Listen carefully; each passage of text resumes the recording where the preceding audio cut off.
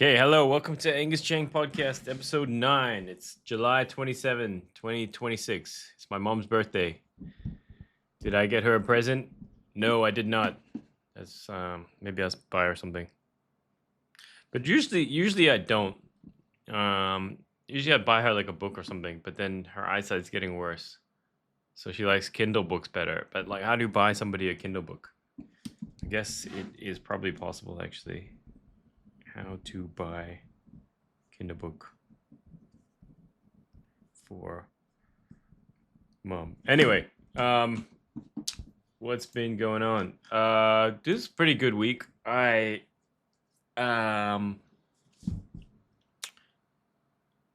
yeah, pretty good week, I think. Last week Monday I got Get Rich or Die Gaming and Tokyo Hosta working on the Steam machine. Um I have so much I have this Steam machine and I have a PS5 controller, and supposedly you can pair the PS5 controller to the Steam machine, but like I got it working for like a week and then it just stopped working. And every time I try to pair it, it just won't. And I think either my laptop, my MacBook Pro, or like my PS5 controller, they really want to pair with each other. And so whenever I put it into pairing mode, it's just looking for the laptop and it just won't connect to the Steam machine. So, what was the solution? I just bought some Xbox controllers and they work pretty well. So I'm just gonna use those. It's like basically the same thing as a PS5 controller. It's a bit nicer in some ways. Um, then after that, um, yeah, those games both working on Steam Machine. I tested them out; they work good. Only thing missing is they're missing some Steam art assets. So when I first deployed those games to Steam in 2015, you didn't need as many art assets, but things have changed. I guess because of Steam Deck and Steam Machine and whatever. So they want more stuff. Um, higher resolution and different shapes for Steam OS or big picture mode or whatever they call it. So I don't want to do that, and I also don't want to use AI to do it because I know gaming people hate AI. So I put a job on Upwork.com and asked someone to do it. We'll see how they do. I'm kind of like worried that they're gonna not do a good job, but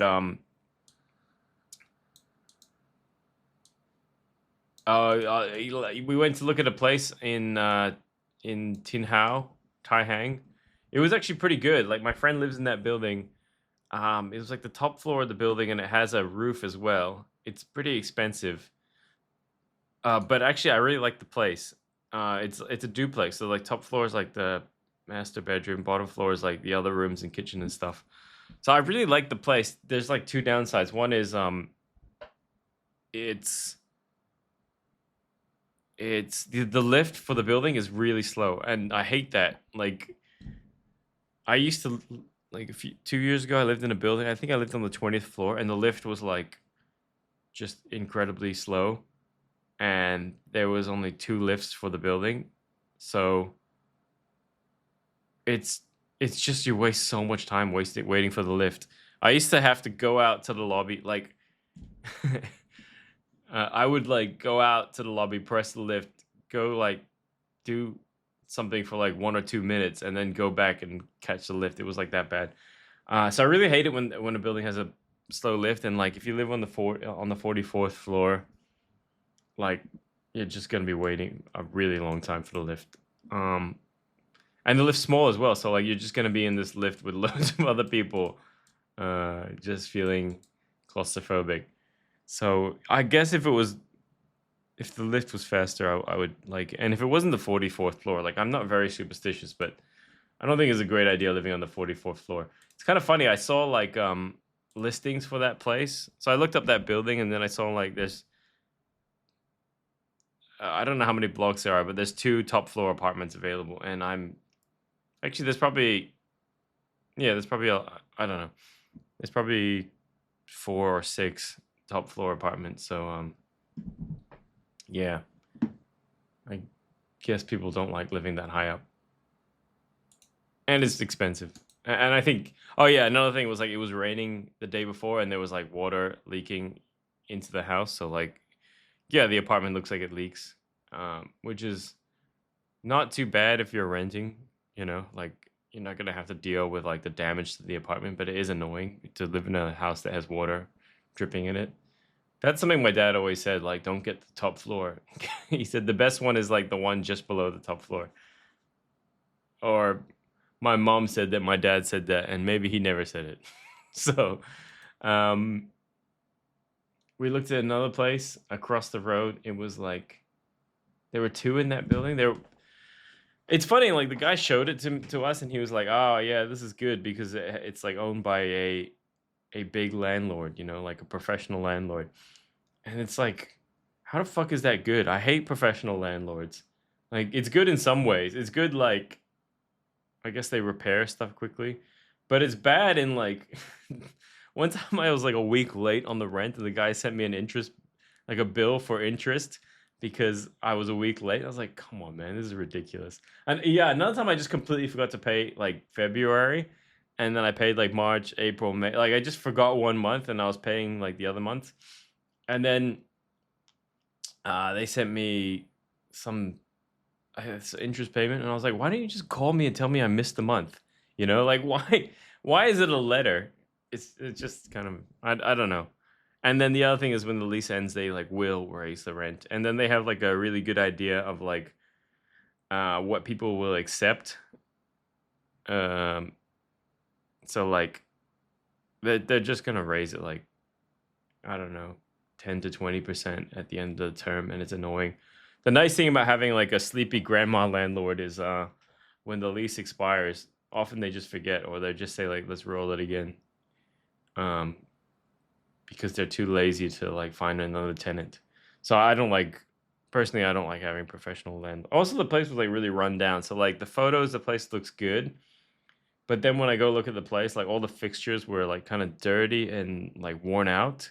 So like once upon a time it was renovated, but then they basically didn't do it since the last person's left, and it looks shit. Everything's kind of falling apart. Like they renovate it, but then they use like really cheap materials, so like it doesn't last 2 years. So yeah, that's I don't know. That place was okay. Uh, like I could do it. I don't love it, but it's like acceptable. I think like especially looking at apartments in Hong Kong, everything sucks. Like you just don't want to live in any of these places. And the ones you do want to live in, you're like, oh man, this is like 80% of my salary. So it's kind of stupid to pay that much rent. So we looked at two places there. One was like worn down. The other one was like in better condition, except the decor. Like it was just so tacky. I think the people who owned it lived there, and then they left, went to live somewhere else. But like it just looks really bad. Like gold fixtures and dark wood and all sorts of yucky stuff. So I don't know. I don't like that place, but it's cheaper and kind of better conditions. So whatever. Then after that, we went to like Candace wanted to buy some spray cooking oil, because like she heard that there's this spray cooking oil that has like 0 calories, and so we went to this American store that sells it. And then when I walked in there, I was like, this is a really funny store. It kind of smells like Tide Pods and like I don't know, cheap unhealthy products. So I was walking around the store like making fun of all the products, because I think American products are pretty shitty. And I walked into the candy aisle, and I was like, damn, there's something about this candy. Like, it's very unappealing. It's like looks very cheaply made, and it also like looks like all the candy will give you cancer. It just kind of made me think about America and how like the elites in America don't eat this kind of stuff, and they probably do actually. It's probably you can't really avoid it. Yeah, but it was very unappealing candy. Like I like candy, but when I looked at the, like when I go into a store, I always look into like the candy aisle, and I get excited. And I went to the America store. I looked at the candy aisle. And I was like, don't want to eat any of this shit. It's kind of interesting. Like, not much American candy makes it to outside of America. Like, there's some stuff like Nerds and Mars bars and Snickers and Skittles, but things like Twinkies, like I used to always hear about Twinkies on TV, and then I've never seen them. And then when you do see them, you're like, oh, this is like, I don't know, not good. This probably tastes okay, but I've never even had one. Yeah, then we got that spray cooking oil, and then I heard about it. It's like actually kind of a scam. So like they say each serving of spray cooking oil is 0.25 grams, and then they say it's 0 calories per serving. And the reason they're allowed to do that is because 0.25 grams, there's a law in America that says if something has a serving size of less than 5 grams, you're allowed to say that it's 0 calories because it's like effectively zero. But then it's like you can just make the serving size as small as possible. Like you can get like a can of Coke and say like, I don't know, 200 servings, and then it's 0 calories. I guess they don't do that because like maybe the regulator says that's bullshit. The serving size is not 200. Who's drinking 1/200th of a can of Coke at a time? But it is reasonable to say like 0.25 grams is one serving size. It seems possible. I don't know. And then that's less than 5 calories, so they say it's 0 calories. But it's basically not. It's basically just normal oil with like a scam serving size on it. So, yeah, I don't know. I saw that on some YouTube video, and then I Googled it, and it seems to be true. But I don't think there is such a thing as 0 calorie cooking oil. It doesn't make any sense. How is that possible? Rest of Monday, I can't remember what we did. I think we played Detroit or something. No, I think we finished that. Did we finish it? I don't know. Tuesday, woke up late and I fixed a HSBC UK image statement. So image statements are this is bank statement converters work. Image statements are really tricky to identify.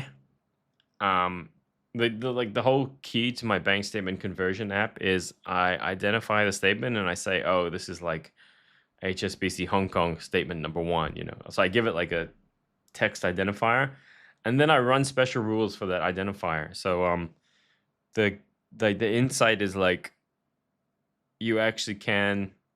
It's not there aren't that many bank statement formats, and actually there's tons, but if you cover the most frequently occurring to least frequently occurring, I think once you get like half of the most frequently occurring, you've basically covered like 80% of the world, and then you have like a viable business, right? Maybe I don't know what I have, but it's that was basically my insight. And then that works for computer generated statements because they're quite easy to identify, right? Because in a computer generated statement, the logos are identical, and the position of the logo is identical. And then there's other ways to identify a statement. Like, what if there's no logo on the statement? Then it's like, oh, you can use this text that says like HSBC, or some disclaimer or something. You can use text or images to identify the statements. With scanned or image-based statements, especially scanned or photographed statements, the position of stuff can be all over the place, right? So really, you're kind of looking at relative position. And I would say it's not safe at all to use the position to identify, to take in like any sort of precise precision of a logo or text for identification. So really, you're just looking at text identification, right? You're just kind of saying like, this text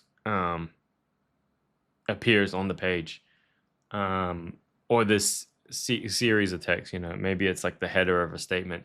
So HSBC UK statements, they in the top left they say HSBC UK in large font, so that's quite good. But then there's two types, right? There's like credit card, and then there's bank statement. So you have this problem where you're identifying for one type, but there's actually two types of statements.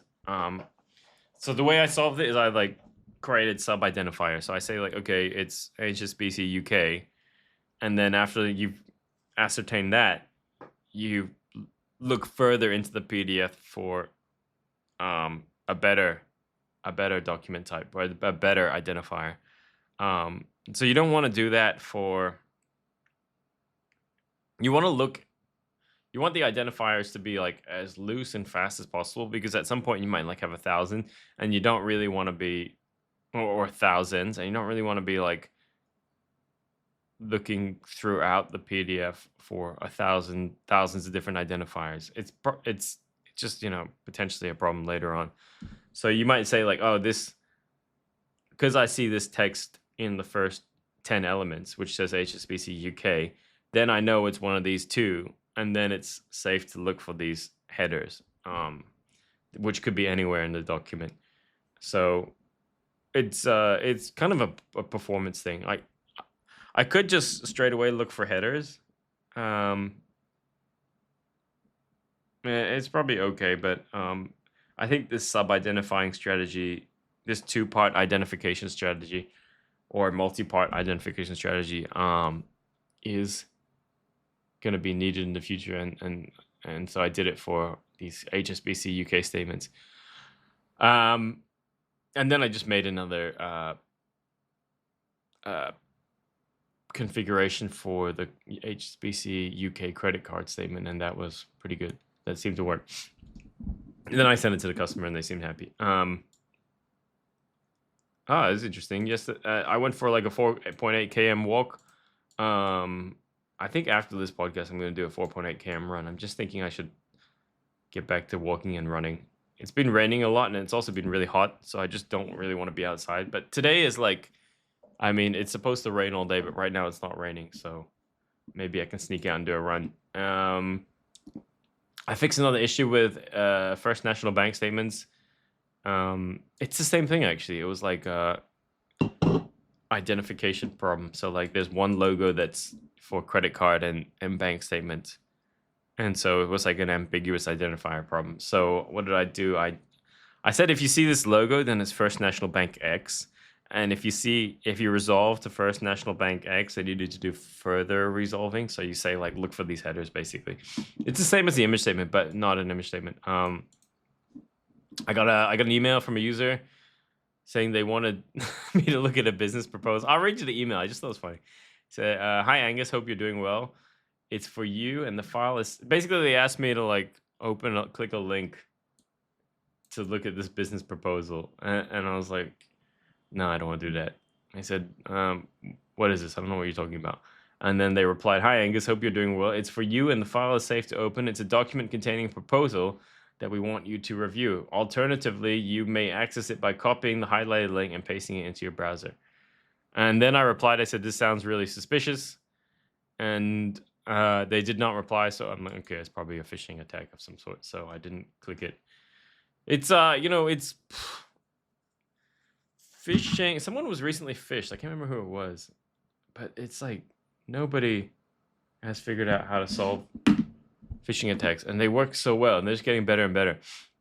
I don't know, just like, it's great. Like, I think the policy should be like, don't click links in your email, but it's so convenient, like I got an email from Facebook today, and I clicked the link. So I told Facebook to back up all my stuff, because I want to mine the messages.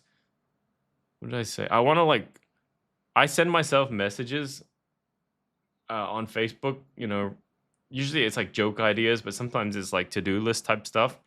I don't know how long I've been doing this for, but it's been a long time. And I just want to stop doing it because it's not a good, it's like really inefficient to like, I don't know. It's like, I want to put it into notes or something, notes app. And then like, it might be something like joke idea or like do this task.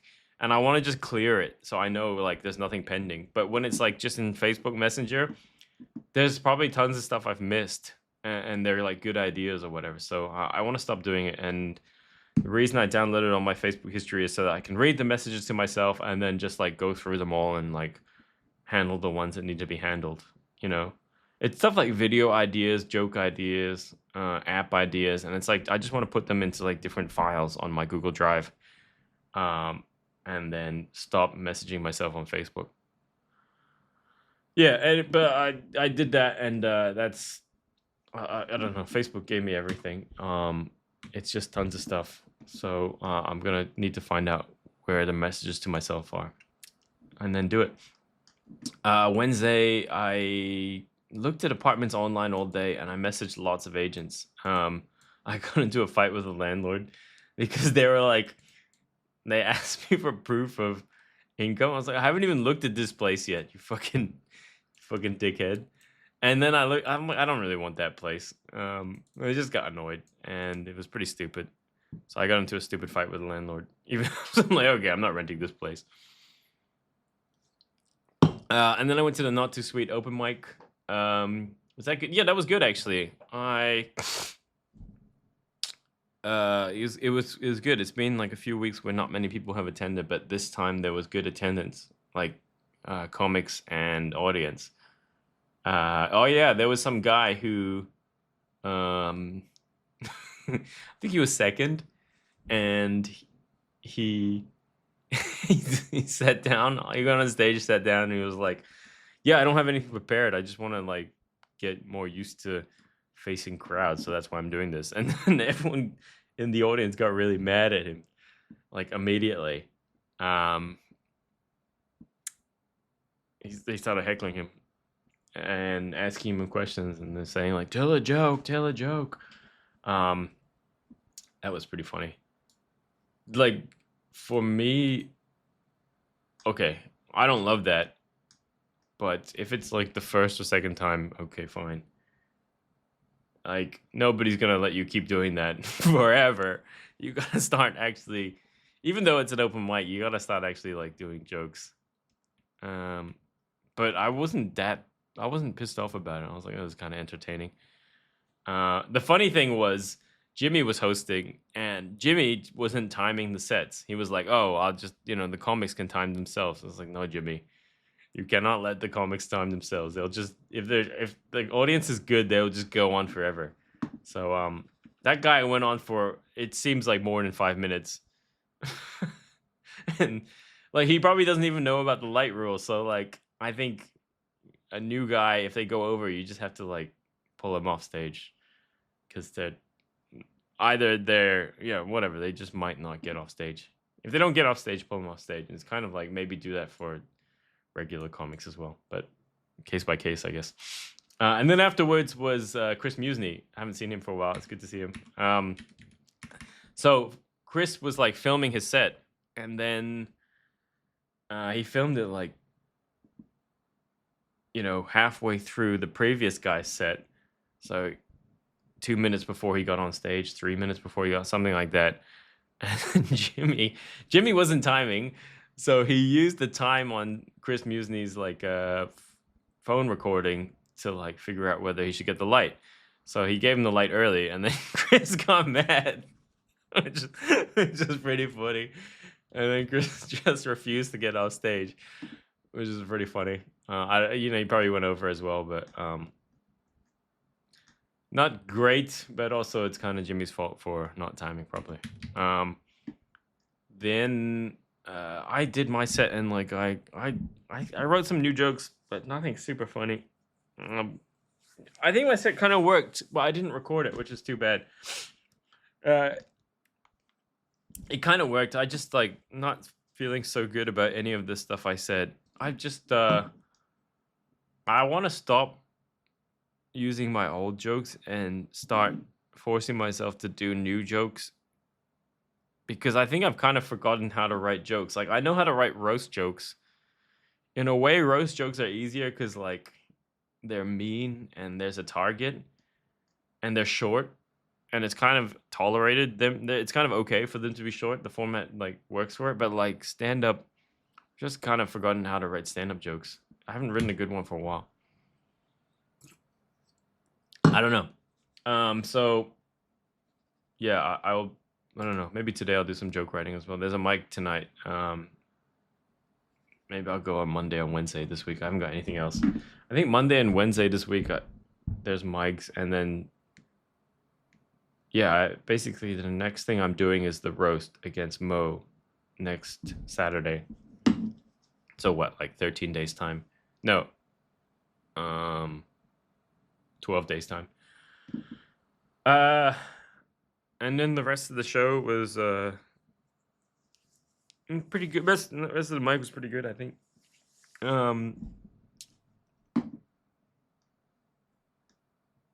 Thursday. So I spent Wednesday messaging all these apartments, and Thursday I had 4 viewings lined up. The first one was on this place called Kauai Man Road, which is quite funny because I have a friend called Kauai. So that place is good. I liked it. But I just want to assign that place. But Candace is not so keen, which sucks. Then I looked at another place, but then later, after we looked, the agent told me that you're not allowed to have dogs. I was like, okay, that was kind of a waste of time. After that, I looked at a place in Lexington Hill. I don't like that building. Like, it's new, and then the thing about new places is like they say the size is whatever, and it just doesn't feel like that size at all. It feels like 1/3 smaller. So like, it's just like, I don't know. Like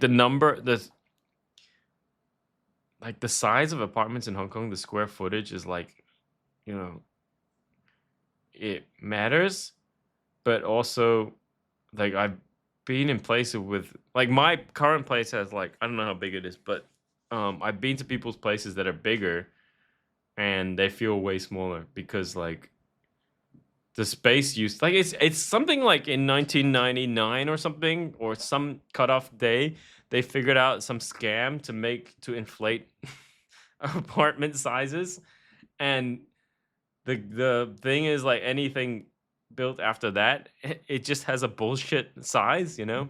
It's like they say like, oh, it's 800 square feet, and you go in there and you're like, this place sucks, you know. What, did you count the roof as well? Like, what's going on? um and then you look at a place from like 1990 or like before or whatever, and it's like, you know, they say it's 700 and you're like, wow, this feels huge. So I don't know. I just hate that. I've never lived in a new building, and it seems cool to have like the clubhouse and the gym and all that. But like, I just I don't know. Like, I just feel stupid paying so much rent for such a small place. Like, because most of the time you're not in the clubhouse, right? Most of the time you're in your apartment watching TV or whatever, right? So, um, why would you want to live somewhere that's expensive and small? I mean, that's the whole thing with Hong Kong. Like, thing is, like, if I was looking in Australia, I think I would pretty quickly find a place. And then the other thing is, I wouldn't even rent. I would just buy because because because house prices are high there, but not as high as they are here. Then I had another appointment to look at this place. It's called Belcher's Hill. The guy just didn't show. I'm like, okay, that's weird. And then I looked at Mount Davis. I really okay, so I like the value for those places were huge and the price was good, but the kitchen was fucked. Like, you gotta you basically have to, what's the word? You have to get a new stove, and you had to buy a washing machine as well, which is like, what's going on here? Like, what's wrong with the landlord? Why don't they provide a washing machine? It's like $2,000. Just buy one. Yeah, I don't know. Like, we looked at 3, and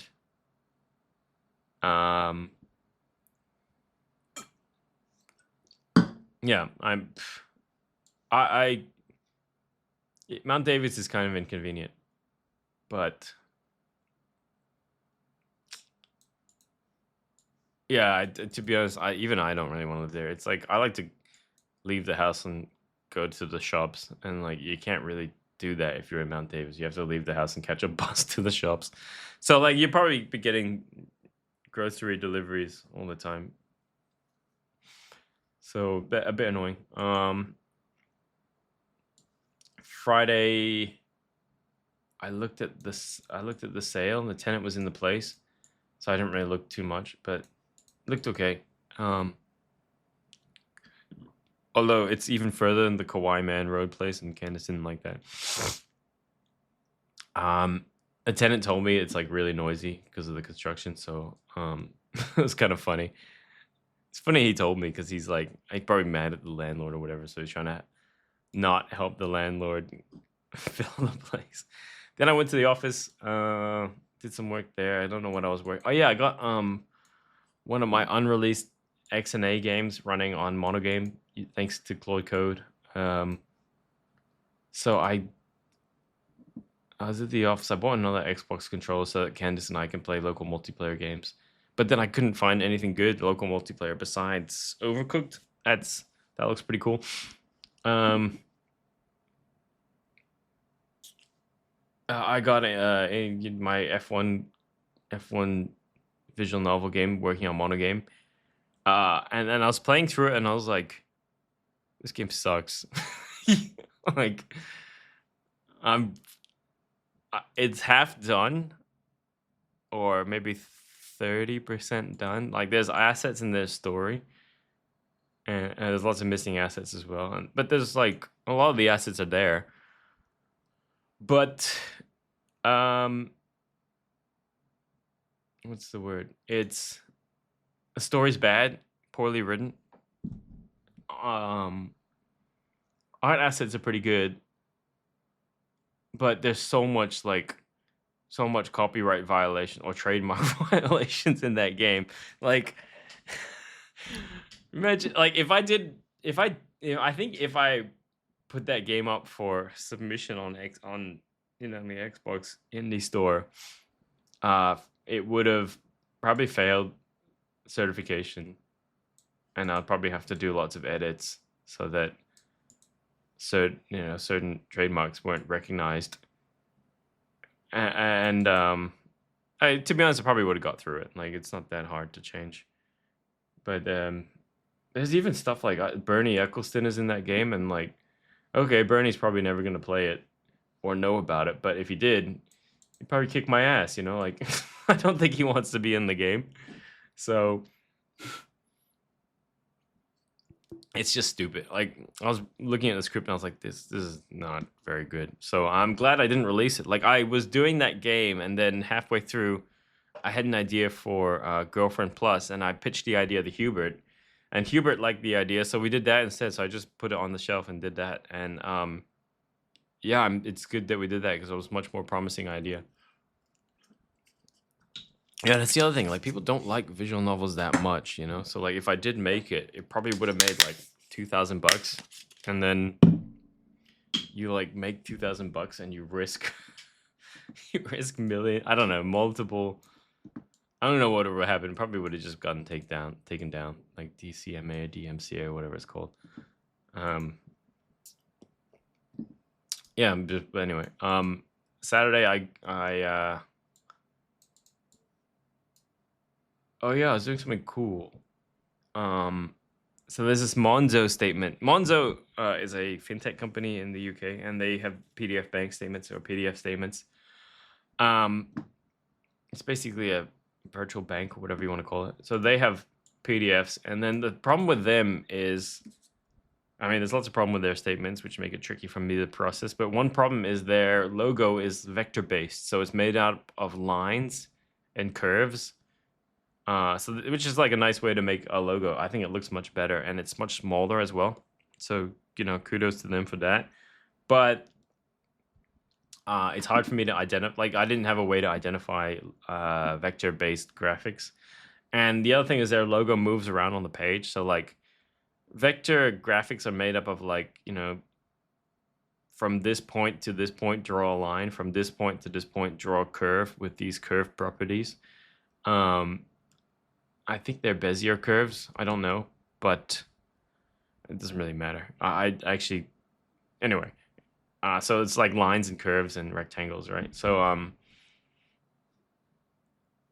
because it moves around on the page, you can't just say look for this subset of commands, because PDF's just commands, and then there's like a line command, a rectangle command, and a move cursor command or whatever. So you could say like, oh, it's computer generated, and probably they just do it the same on every PDF. So like, just look for this subset of commands, and that's what I was doing. But then the problem is they move the logo around on the page ever so slightly. I don't know why, but they do. And So instead, what you can do is you can say like, oh, grab all the lines from the PDF and then calculate the delta between the lines. So a line is like x1, y1, and x2, y2. So a line can be defined with 2 points, which is just 4 floating point numbers, basically 4 numbers. And so you could say like, okay, just get all the lines from the PDF and then minus the positions between the lines. So like, calculate the line deltas and then look for a subset of these line deltas. Like the reason the deltas are more robust is because the shape of the logo should be the same. It's just moving around on the page somewhere else. So if you move it, 10 pixels across and 5 pixels up, the points between the lines should still be the same. So the deltas should be robust. And that seems to actually kind of work. So I built something to do that, and then that was working pretty well. So that's something I've been thinking about doing for a long time, but it wasn't until like, somebody said this Monzo statement's not working, and this is like the 100th Monzo statement I've had to deal with. So I figured like just try the vector thing, see if that works. Hopefully it's good enough. Then Candace and I went to look at an apartment. I like it, and I just want to sign it, but Candace isn't so keen. So there's like one problem, which is like they cut the master bedroom in half, which makes it pretty small. So you can basically just fit a bed in it. And then Candace doesn't like that. I also don't like that, but I think I can live with it. And then another problem is it doesn't have a car spot, so it kind of just wants. Actually, it does. Another problem is you got to walk. It's like kind of far from Kennedy Town Station, which I don't think it's too bad. It's like kind of okay, but whatever. The funny thing was like we asked if there's a car spot, and the agent said, "Let me go ask the security guard." And then we go down to the lobby, and she like walks over to the security guard like in a sneaky way, and she very quietly asks him if there's a car spot. I'm like, why is it such a secret? She's like, hey, is there a car spot? And then the guy's like, yeah, let me check. I'll get back to you. And she's like, okay. And then I just don't know what that was about.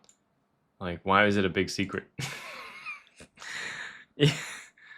I have a feeling it's something like she wants to know, but she wants to hear the price in person so that she can add some delta, so she can add her own commission to the price or something stupid like that. I don't know. I was just like, whenever there's like sneakiness going on, I just think that's like a bad sales thing. Like, why do you do that? Oh yeah, she also told me like, oh yeah, okay, look, this is a really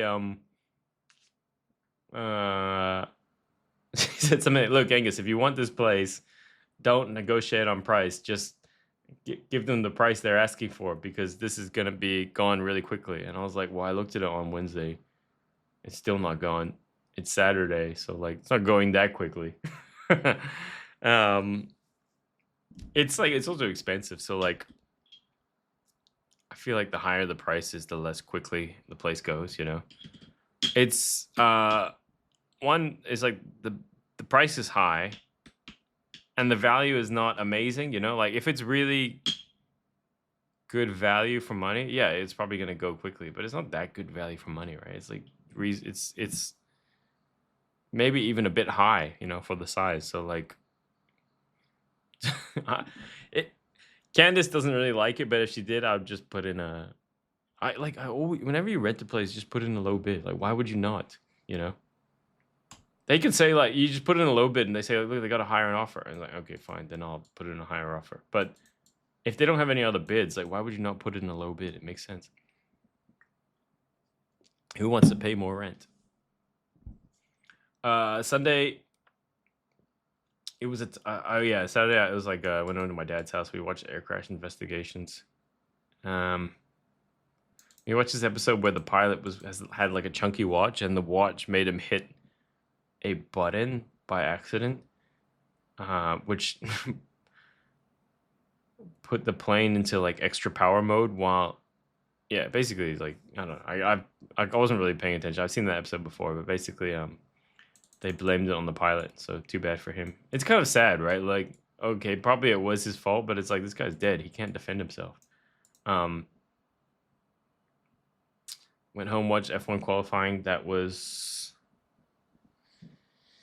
Who was on pole? I can't remember. Oh, yeah, it was Norris. Was it Norris? I think it was Norris. Norris, then Verstappen. No, Norris, then Lewis, then Verstappen, I think. And then Lewis got a penalty. He got a penalty in qualifying and the race. He got a lot of... And then, yeah, he had some last race as well. Too bad, Lewis. Sunday, I woke up really late. It was a typhoon day, so like I woke up at like 4 or 5 a.m. because the typhoon was so noisy. I thought the window was gonna break, but then I went back to sleep. Woke up at 12. Cleaned the kitchen, did some cooking, and I played The Witness. I'm almost done with it. I'm in the like secret cave level, and those puzzles are really hard. So I'm probably gonna be in there for like another month. And then I used Claude to get my old games running. So I have this game called Customer Support Sim. I wrote it in raylib and Kotlin, but I used raylib 4.5 or something, or 4.0. And we're up to raylib 5.5, I think. Raylib, what's the latest raylib? Yeah, I think it's 5.5. Doesn't really matter. But that's a really cool thing about AI coding things. It's like so good at fixing build issues. Like build issues for you know, that's I remember every time I had like an Android build issue, it would take me about 2 weeks to get it fixed. 2 or 1 week to get it. Android or iOS build issues, especially when they like make all these breaking changes, it would take me like a week to get them fixed. And with AI, it's like you just let the AI churn on it, you know? And sometimes it can't do it. But pretty quickly you realize like whether it's going to work or not, you know, is it trying something different every time? It's quite funny. Sometimes it gets in a loop just doing the same thing over and over again and it's not working. But yeah, it was good. I got Customer Support Sim working, and I played through it a bit. I was like, oh, this is kind of fun, you know. It's cute. I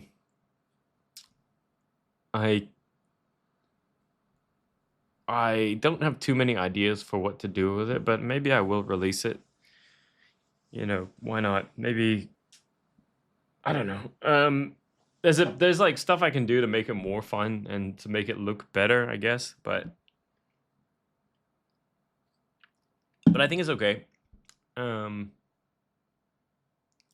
want to make it more game-like, because I think that's an issue with all the games I made. They're just all story games, which is okay. I like games with stories, as long as the story's good. Often it's not. Yeah, I think I should release it. I was thinking it would be cool if I could get it released for the Steam machine, but then it's maybe doable. Maybe there's something I can do. Yeah, because it's like if it works on Steam machine, then it works on Xbox and PlayStation. Although, do I even care about those two platforms? I don't know. Maybe I'll just focus on making the game good. But yeah, I played it and I was surprised. I was like,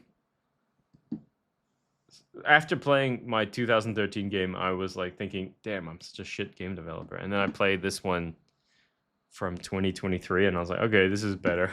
Like, this is more game-like and more kind of kind of fun. And then so I also have this project manager simulation game that was written in Phaser.js, and I just don't really like Phaser.js.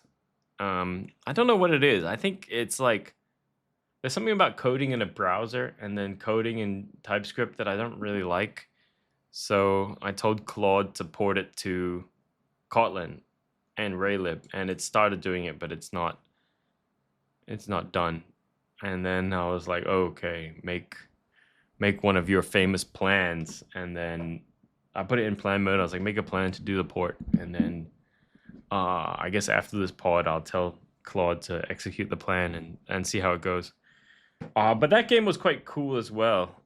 So like I have so many unreleased games. I have like the IRE, the racing visual novel. I have Kill the Clean Shaven, which is like a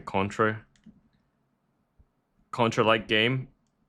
I have PM Sim, which is PMS. It's kind of funny. And then I have Customer Support Sim, CSS. What else I have that's not finished? Not too many. 4 unreleased games is not too bad. I could see myself finishing Project Manager Sim and Customer Support Sim. International Racing Experts, I think it's just not gonna ever come out. It's not good. And I have no ideas for how to make it good, so just leave it dead. Kill the Clean Shaven, that I think is the code is quite bad, and it's not it's a Contra style game. So it's like I was playing a lot of Contra Hardcore in like 2011, and I thought that game was so cool, and I wanted to make a game like that. But then I'm not really, I don't know, what's the fucking thing? I just don't really think of myself as like a kind of game developer who's good at making that kind of game. But maybe I can do it. But what I spec'd out, I mean, that's the thing about games, right? Like, I think you make like a V1 and you're like, this sucks, and you have to like, you don't necessarily throw it out and do it again, but like, you just got to make like big sweeping changes to make the game good, and that's one of my flaws as a game developer. I like finishing stuff. So like, the game sucks, and I'm like, damn, this game sucks, but I need to get it done because I just don't want to work on it anymore. So that was something I did with a lot of games. Like basically every game I did. I think only a few of them I thought, yep, this game's done, put it out. It's good. Like Get Rich or Die Gaming, I actually planned to have 3 levels, but then I just put out the first level and it sold a lot better than I expected. Let's Get Fiscal. That was like, I knew it wasn't fun the whole time I was making it. And I spent like a year on it, which really sucks. And it made like 3K, pretty good for how bad it is. But not anywhere near enough money for, even for an indie. Then I made Rock Bottom. That was just bad. I should have just scrapped it. Like, I think 10-20% way through the game, I was like, I hate this game. It's not funny. And it's basically Get Rich or Die Gaming 2. I should have just called it that, right? And then I wrote the story for Get Rich or Die Gaming, mostly. It's a stupid game, but like, at least I found it funny in places. And Get Rich or Die Gaming, Rock Bottom was written by my friend, and it's like, it just didn't flow. Like, it wasn't funny. So like, what the fuck was I doing? Then I wrote the Rise of Gaddafish, which is written by me. It also sucks. Graphically, it's quite good, but it's not funny. Not funny at all. Then Fantastic Fivesome. That was like, oh, let's just make some money. And I want to make a game like, I forgot what it was called, but there was some game, some Nintendo DS dating sim, and I was like, I'm just gonna make something like that, and that sold pretty well. I think I worked on it for like 6 months, so it's probably one of my quickest development cycles. That sold pretty well. It's a shit game, and I'm not gonna put it on Steam. And then Tokyo Hosto, that did not sell well, but that was probably like the game where I was like, graphically it's quite good. The story's like kind of funny. I mean, now looking back at it, I'm like, this is not funny. But at the time, I was like, this is very funny. Uh, yeah, and so I think with Let's Get Fiscal, it's like that kind of game.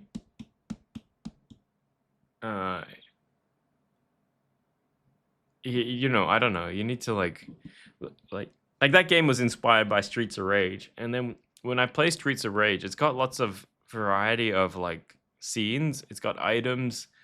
It has like power ups and stuff to smash, and then you have a limited move set, but then you have like lots of variety in the kind of people you fight against.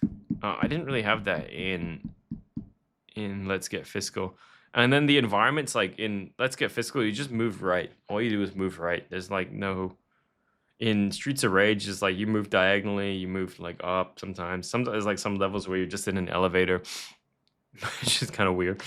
But there's like nice variety and music variety and bad guy variety. So it's also still not that fun. Like if you said to me, Angus, you want to play Streets of Rage now? I'm like, the only reason I would want to play it is nostalgia reasons. You know, like in 1992 or whenever it came out, it was cutting edge, but it's not cutting edge anymore, you know? So like visually, it was like, yeah, visually it was cutting edge, and gameplay wise, cutting edge as well, but now it's not. So like in 2011, would you want to play Streets of Rage, something similar to Streets of Rage? Maybe, but it would have to be like similar gameplay quality, and then the gameplay quality is worse. So it's like, you want to play a worse Streets of Rage? Not really. So I think that's why Let's Get Fiscal was a failure. I just didn't fully understand the amount of work involved, and then I wasn't willing to do the work, you know. So it probably needed more development work, and then also my programming skills at the time were really bad. So I struggled to do a lot of the stuff I needed to do. I mean, it just shows you how bad of a programmer I was in 2011. So, Kill the Clean Shaven, I probably will never, what's it called? I'll probably never finish it. Maybe I'll open source it and let someone else finish it if they want to. Project Manager Sim, yeah, I might like to finish that. Customer Support Sim, I also might like to finish that, you know. It's, I think those two games are quite interesting because what's the word? They're unique games, right? Like there's no other games like that, you know. Kill the Clean Shaven is similar to Contra, so there's lots of games that are they're basically run and guns, right? There's loads and loads of run and guns, so not that interesting. IRE, International Racing Experts, that's like a visual novel. There's millions of those. So if I do finish one or two of those games, it'll probably be the most two recent ones. So yeah, that's what I did this week. Man, I'm really hoping to finish that book, but I'm not even close. I have been, what am I up to? I think I'm